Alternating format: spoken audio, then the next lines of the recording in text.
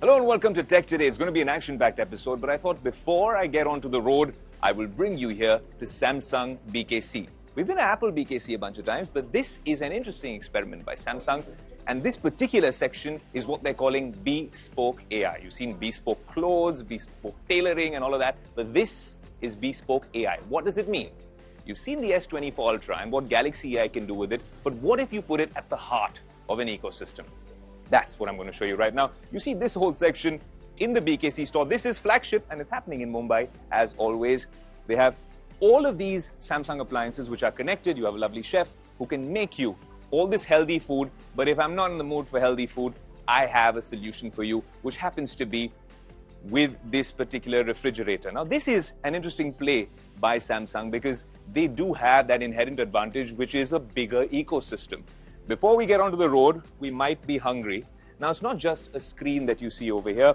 If I open this fridge right here, and maybe I got out for a midnight snack, and I picked up some peanut butter, you know in a minute that this is exactly what I took out, saying, check what you have in the fridge. I put this back in, and this is instantaneously.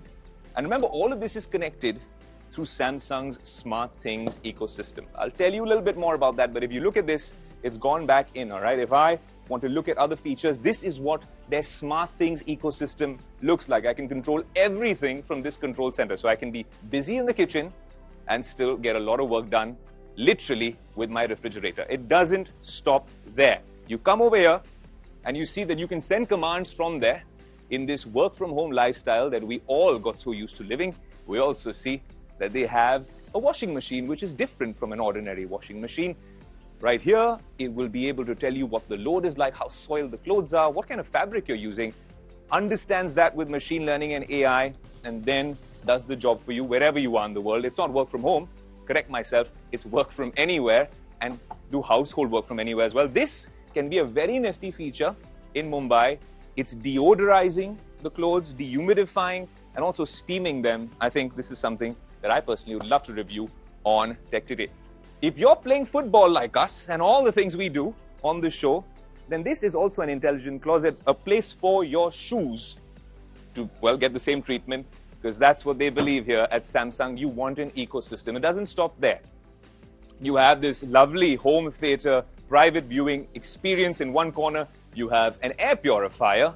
But what's the point of an air purifier if the air isn't cold enough? This looks like an ordinary AC, but this is actually quite a smart one with wind-free technology and AI at the heart of it as well. Very quickly, what that means is that wind-free means that noise that comes with the blower, it's not going to be the same experience as your standard AC. Also, it will adjust to what your preferences are in the room. Take lots of data from other Samsung air conditioners, use AI, and then tell you what the outside temperature is like, what the inside temperature should be like. But you know what? Why don't you come right here and we'll have a little bit of a conversation. This is Samsung's second big AI push. Now, well, while we do cover all these things here on Tech Today, what does this mean? Well, from a Tech Today perspective, Galaxy AI was great when they launched it. But where have we gone from there? Have we moved on from Galaxy AI where we've seen a lot of adoption? I don't know, some really cool features, but still work in progress. Samsung is the only player in the technology game who has access to all of these features within its ecosystem. Maybe it's a case of marketing, but we'd like to see all of these integrated, and perhaps we'd also like to see how this can truly be the heart of the ecosystem. When I say ecosystem, with Apple, we know exactly what it's like, right? You know those consumer devices, and now they have a Vision Pro for mixed reality. With Samsung, they have the opportunity to play with their phones, their tablets, their computers, their laptops, their headphones, TWS earbuds, and then all these home appliances. Is it a case of marketing? Or, well, is it a case of an apple a day keeps the doctor away? We're going to be tuned to Tech Today, tuned to this particular, well, development, because AI is the next big thing. Samsung has understood that, but we'd love to see how this ecosystem can all be put together. We'll be tracking it on Tech Today. Now I'm going to get onto the road and show you an absolute beast, on-road, off-road. I'll leave that for you in the next segment.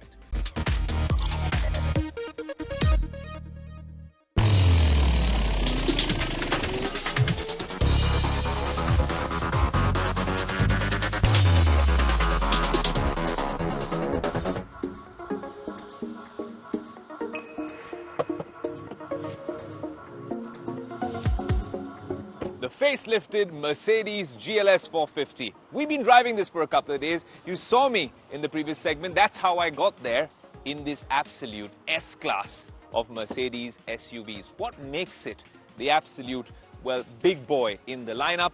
What's the tech like? What's the design like? Has it changed? Is it worth your money? And is it the absolute pinnacle of luxury? That's what we're going to find out on this episode of Tech Today.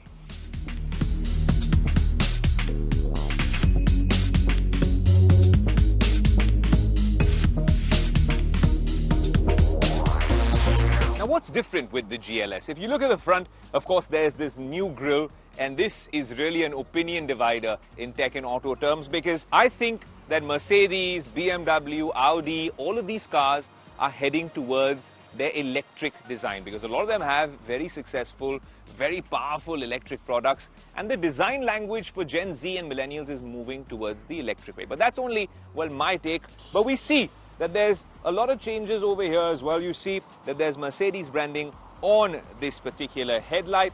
Now, if you go to the side of the car, you realize that this is a massive car. 5.2 meters, incredibly long. I will tell you a bit when we're driving about what it's like turning in this car, but it's on 21-inch wheels. And honestly, they manage to really deal with all those shocks quite well when we're on the highway. When we get on bumpy roads, it's a different story. You come to the back of the car, and of course, it's a very sharp look on the GLS. This is the S-Class of Mercedes SUVs. You're paying top dollar. It starts at 1.3 crores. So you want it to be able to compete with the X7. You want it to be able to compete with the Range Rovers. Does it manage to do that? Well, one touch and you open the boot, and there's a bunch of buttons over here that can make you lazy, but it's also technology and engineering making your life a whole lot easier. So if you want to put all the seats down, there's a button called All. The seats have begun to go down. Now you'll also have these seats going down, and you'll have plenty of room over here. So I'm going to talk about the technology and everything that happens on the inside, but first, let's get to the front seat and take it for a little bit of a spin and tell you a little bit more.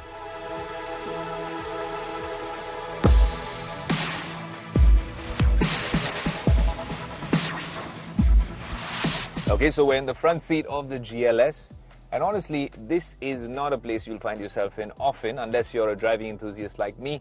This is a very, very commanding seat position. You can see that bump in the bonnet, that very nice, well, dual bump that makes it look like a very sporty, muscular sort of SUV, which it is. Now, if you're driving the GLS on a road like this, which is fairly even, it's all right. But the minute it picks up some speed, because of that, well, mildly hybrid and the integrated starter motor and that little bit of electric push that it gets, it's got no shortage of torque, no shortage of power. It's a 3-liter petrol engine that gives you the sort of grunt you want to hear. But if you're driving this a bit faster, you realize that there are a bunch of bumps on the road which you do end up feeling. So it is slightly bumpy, there's a bit of body roll, but then you're supposed to drive this, well, maybe not as a sports car, because it is very tempting with 0 to 100 in 6.1 seconds. That said, I don't think it's like the EQS with the rear axle tilt, especially when you're taking these sort of turns. It would be useful in a car which is this long, this high, and this wide. But honestly, it's quite a pleasure to drive. The cabin is largely insulated and quite cool, not only because of the blinds in the back seat, but also because there's this coating, a UV coating, which means that all the harmful rays of the sun aren't really affecting you. That mild hybrid powertrain means that you get better fuel economy, and it also means better performance. This car, with all the technology features and German efficiency, German engineering, is an absolute pleasure to drive. Let me stop right here. I have to tell you about a bunch of these features. This is transparent bonnet. What you can see in front of you right now over here is actually some crazy algorithm, some AI as well, stitching together different wide-angle shots from under. Cameras under the car, which are stitching together what is the view under my bonnet. Perhaps one of the top 3, top 4 infotainment systems, operating systems out there in the market. Active lane keep assist is right here. Active blind spot assist is here as well.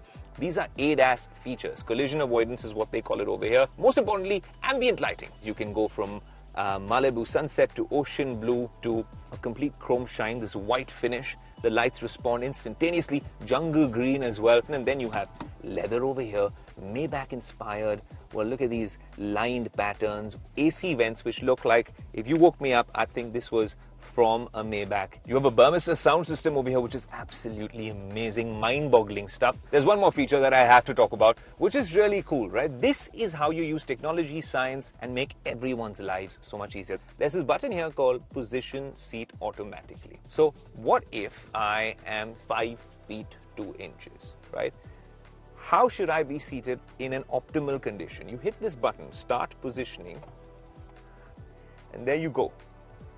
Right from the under thigh support to the wheel, to my headrest, to my back position, to the amount of leg room I have over here, which I can barely fit now. It's positioning everything by itself. But the real magic is in the back seat. Not the third row, I'll tell you, but the second row. And that's where we're going to head next, to the second row, which is actually where the big boss seat is. Let's see what it's really like sitting in the back seat and actually being driven around in the S-Class of SUVs.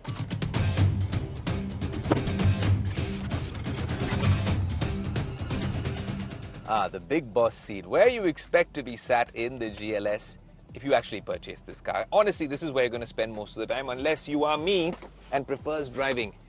And if you're just being driven around, then you want this over here. You have these 11.3-inch screens, 2 of them, which do a fairly decent job. You can adjust your seat. The Burmester speakers are right here as well. You can also recline a little bit more if the third row is folded down. That third row means not a lot of place for anyone. Maybe the kids in the family might be happy sat at the back, but someone of my size, my height, or any normal size adult will not necessarily be happy for long journeys. What if I told you that there's a Samsung connection? There is a screen right here. You have one more screen to control everything. Right? Everything that I'll be doing here will be mirrored onto this screen, and I really want to know how this tech works, because this, according to me, is a Samsung SM-T260, a tablet which was supposed to have launched in 2022. Oh, the shoot's over. I was taking a little bit of a nap, but that's a power nap to help me wrap up exactly what's happening with the Mercedes GLS on these massive 21-inch wheels. An absolute pleasure to be driven around in. It starts at 1.3 crores, and then of course it goes up. Now I'm going to be honest with you. The direct competitors are the X7 and to a large extent slightly more inexpensive Volvo XC90. And then you have the Range Rovers, but much smaller ones. If you're in the JLR lineup, you have the Defender, which is a big car if you want an off-roader. My 2 pence being the X7 is a lot sportier and is, well, a car which is honestly ready for an apples-to-apples comparison with the GLS. This is luxury. If you believe in the Mercedes brand, there's nothing that is lacking in this particular car. Personally, I think the Volvo XC90 is a great selection as well. And if I wanted to get into my off-roading DNA, then it would have to be the Defender. But this is the perfect mix of modern and classic. This is the perfect mix of luxury and off-roader. A few things can be fixed, and maybe if it was a little bit cheaper, it could be, well, something that we could recommend very openly. It passes the tech check, it passes the vibe check. This is the Mercedes GLS 450 on Tech Today. Now, India and 80 other countries are gearing up for elections in 2024. A significant year when it comes to what's happening around the world, politics, leadership. But that also means that just like everything else in 2024, there is a huge AI connection. Deepfakes, what's happening with audio, with video, with image, with ChatGPT, so many other chatbots. AI can be used as a force for good, and it could also be misused in elections around the world. Here at Tech Today, we've summed up some of these use cases and some of the things that we need to be wary of here in India and across the world. Here's a Tech Today special report.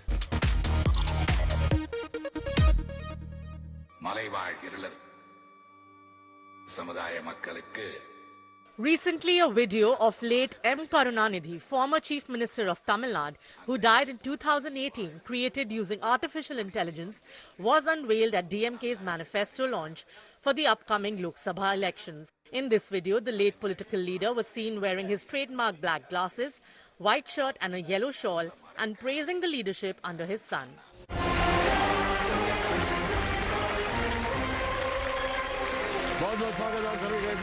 The second case is from last year, where a fake video of Bollywood actor Amitabh Bachchan was created. और बहुत-बहुत स्वागत आपका. धन्यवाद sir. Where he was ostensibly portraying then Madhya Pradesh Chief Minister Shivraj Singh Chauhan in a negative light at the reality show Kaun Banega Crorepati. And this fake video surfaced on the internet during the elections in Madhya Pradesh. These two instances show the impact AI can have on public perception in 2024. India, the world's largest democracy, is all set to host the 2024 general elections in the following weeks. The question remains, is artificial intelligence a double-edged sword we need to be wary of? Since the last Lok Sabha elections in 2019, we now have AI tools like Microsoft's Copilot, OpenAI's Sora, DALL-E working in full swing to generate images and videos using AI. As per a report, India, along with China, leads the pack in AI adoption. Not only are the AI tools user-friendly, but they are also widely accessible. AI is intensifying its presence in campaign strategies. But can it be used as a force for good? Well, it can definitely help the Election Commission of India in voter registration and management. By analyzing vast data sets, it can identify potentially duplicate registrations and ensure a more accurate electoral roll. It can even let the EC set up chatbots for voter queries and help spread awareness about the electoral process. These AI tools can also bridge the language gap and ensure voters who speak different languages can access vital information related to elections. Kanishk Gaur, founder, India Future Foundation, also highlighted the potential uses of AI during the upcoming elections. AI can be used for validating the identity of people to see the person who is coming to cast vote. He's the person. So verifying the ID proofs, AI can play a very, very important role. You see, a lot of the profiles which get created using deepfakes, particularly, are using algorithms. But a lot of times AI can play a big role in terms of ensuring that these are detected. While big tech's marketing machinery will have you believe that AI is the solution to all our problems, it doesn't come without its perils. We've seen everything from cleverly crafted memes to deepfakes circulating on social media. In the last few months alone, we've seen a slew of deepfakes of popular personalities in India, including that of PM Narendra Modi. Additionally, the manipulation and misuse of robocalls, the ones with pre-recorded messages during election periods, also poses serious concerns. These AI-generated videos and audio recordings can be manipulated to make it appear like someone said or did something they never did. This tech can be used to spread misinformation, damage reputations, and even influence elections. Jiten Jain, a cybersecurity expert, spoke to us about how the misuse of technology can hurt candidates and political parties during elections. Two kinds of threats you may face. One is the reputation damage because of misinformation by political actor by using fake videos or fake photos. By trolling you. I mean, we all saw in Madhya Pradesh election the deepfake video of Shivraj Singh's cabinet, discussing something, and those sort of fake videos could influence the opinion of public just before the elections. The world's biggest tech companies like Google, Microsoft, and Meta are spearheading the AI revolution and will need to work with governments to ensure that this technology is not misused.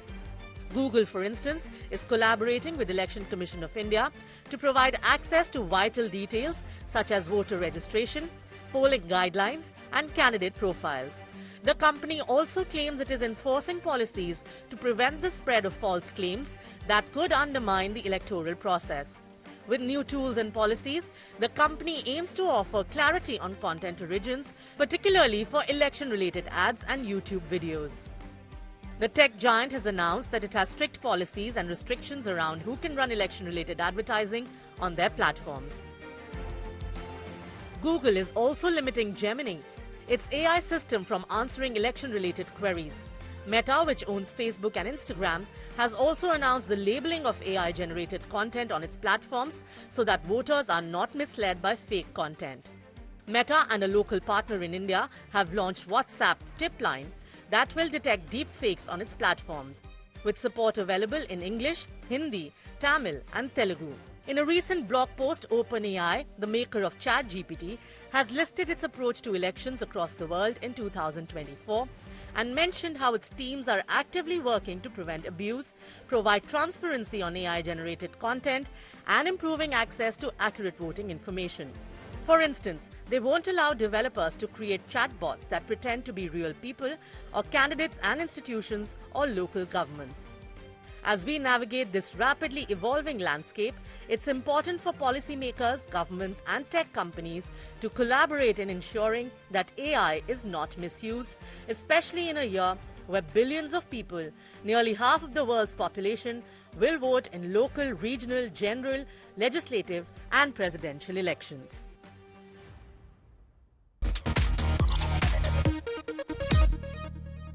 Well, yet another action-packed episode of Tech Today draws to a close. We've told you all about the AI announcements at Samsung, and big boy toys like the Mercedes GLS have been tech-checked and they've largely passed the Tech Today, well, acid test. Also, elections are coming up and we've told you a few things about being prepared with the world of AI, deepfakes, all of that put together in one episode. There's also an interesting announcement to make. The Tech Today team is pleased with your encouragement and support because it's been raining awards at the prestigious ENB Awards, where Tech Today has been winning everything, a clean sweep. A huge thank you from us at Tech Today, the India Today and Aaj Tak families for your support. My name is Ayush Alavadi. Until next week, adios.